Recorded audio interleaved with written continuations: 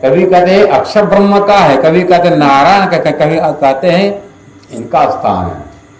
तो कांजी भाई ने क्या कहा, ए महाराज जी प्राणादि थोड़ा इनसे अक्षर अक्षराधीन की बात तो पूछो। उससे प्राणादि के अंदर परमात्मा राजी जब शक्ति आए तो उठा के कांजी भाई को धक्का देते, बहुत दूर पर जा गिरते हैं कांजी भाई। अरे ये क्या बताएगा, अरे इसको नारायण को पता नहीं है, विष्णु का पता नहीं, आज नारायण को नहीं जान पाया, ये अक्षर ब्रह्म को क्या जानेगा। जब अक्षर हो जाए अक्षरातीत तो क्या बताएगा।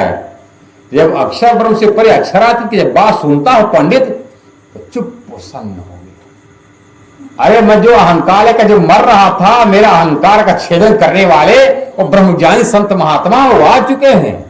अक्षर ब्रह्म से परे की बात अक्षरातीत परमात्मा के अलावा, उनके परमहंसों के अलावा कोई बता नहीं सकता है। इसलिए पंडित जी चुप हो गए। तब प्राणनाथ जी कहते क्यों पंडित जी, क्या तुमने सोचा था कि तुम्हारे पास कथा में सुनने आया था, तुम याद करो मरते समय तुमने क्या कहा था। गौदान जो तुम्हारा पुत्र करवाने लगा, कहते बेटा ये गौदान ना कराओ, ये चावल दान ना कराओ, ये आटा पिसाना दान कराओ, सोना न खिलाओ हमको, ये यमपुरी का साधन है, इससे कुछ होने वाला नहीं है। गंगा जी तुलसी जितना भी देवी देवता सब खुद कह रहे कि हमारी मुक्ति परमात्मा श्री कृष्ण जी भक्तों के द्वारा होनी है।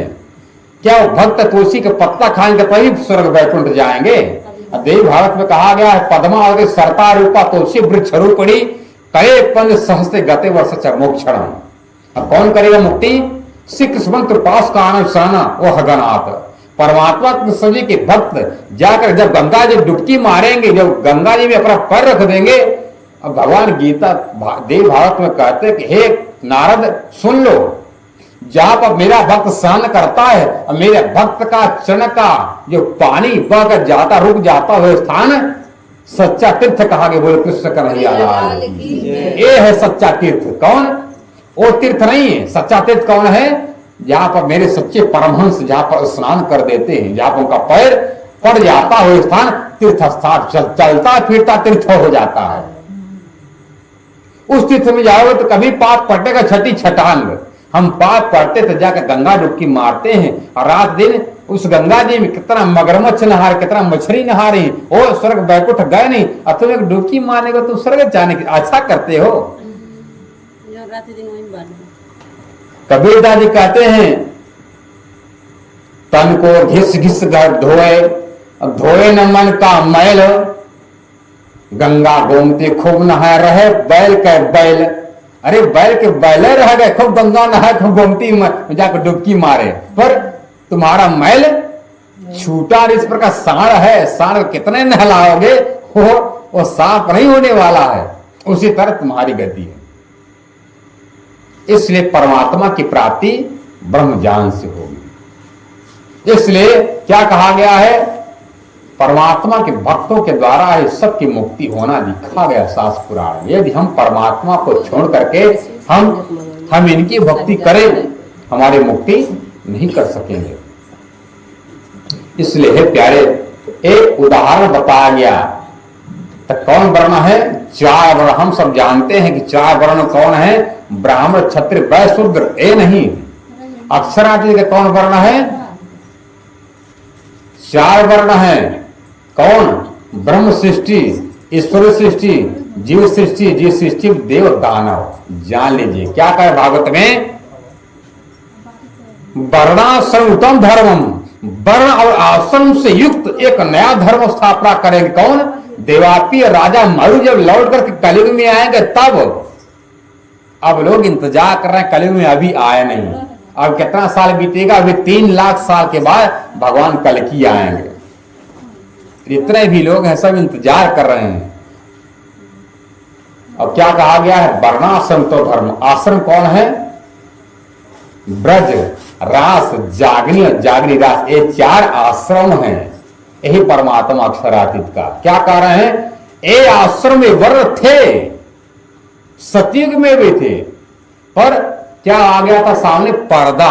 तो क्या करे सुखदेव जी भागवत के 12वें स्कंद में, वर्णाश्रम धर्मम पूर्वतः, पहले था, पूर्वतः प्रथई सती, जैसे पहले था वैसे पुनः स्थापित कर देंगे। जैसे गीता को कहते भगवान, हे अर्जुन, जो मैं तुमको आज मैं गीता दे रहा हूं, जानना कभी मैंने ये जान कभी सूर्य को दिया था, ये जान गीता हमें कभी कहा था, किसको? सूर्य को। उसी तरह कह रहे कौन आश्रम आएगा? वर्णाश्रम धर्म पूर्व प्रथा व्यक्ति। और गुरु नानक जी कहते हैं निष्कलंक हो करसी महाबली अवतार, और निष्कलंक अवतार जो बहुत बलवान होगा, ऐसा अवतार कभी हुआ नहीं था। ऐसा अवतार कलयुग के अंत समय में आएगा। और उन्हीं प्रणाली से हरिद्वार के प्रसंग में सब संत महात्मा अपना अपना बखान करते हैं। तो सब ने कहा महात्मा जी आप अपनी बात बताए और अपनी बात बताने की कृपा करें। हम सब जैसे आप बताए उसी तरह आप भी बताइए।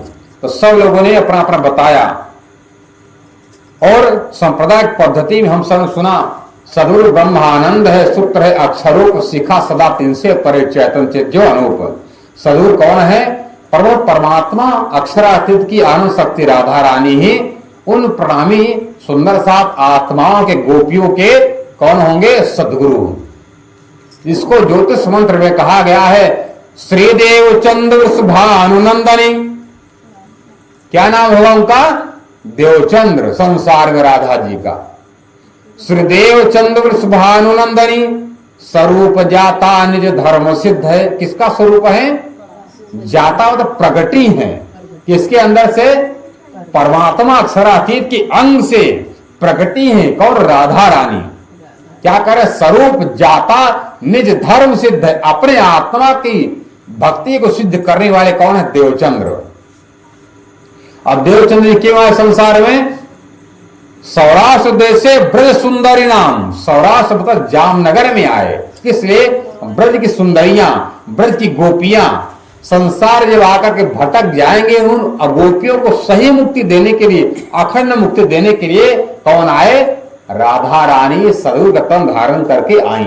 क्या कर रहे हैं? सौराष्ट्र देश से ब्रज सुंदरी नाम सन्मुक्तिदाता गुणैर विभाति, अखंड मुक्ति को देने के लिए आएंगे। रामायण में कहा गया है जाकर नाम सुनत शुभ होई, मोरे गृह आवा प्रभु सोई। जिसका नाम सुनने से शुभ होता है, अशुभ अमंगल हट जाता है, वो कौन है? देवचंद्र। हम कहते बंदो सदगुरु चरणों को करो स प्रेम प्रणाम, अशुभ हरण मंगल करो धनी से देवचंद्र जी नाम। और देवचंद्र के अलावा संसार की अशुभ गति नहीं मिटा सकेगा कोई। भगवान शंकर जी ने ही गृह सदाशिव संहिता में भगवान गोलपासी कृष्ण जी नहीं सबले ब्रह्म कहते किसको? अपनी पत्नी को बताता सुनो। यही बातें भगवान शंकर ने अपनी पत्नी को बताया था। क्या कहते हैं? हे देवी, वो आत्माएं आएंगी। कहां रहती हैं आत्माएं? अपने दिव्य धाम में। वो कैसी है? आनंद रूपा चयो सख्यो ब्रजे वृंदावन स्थिता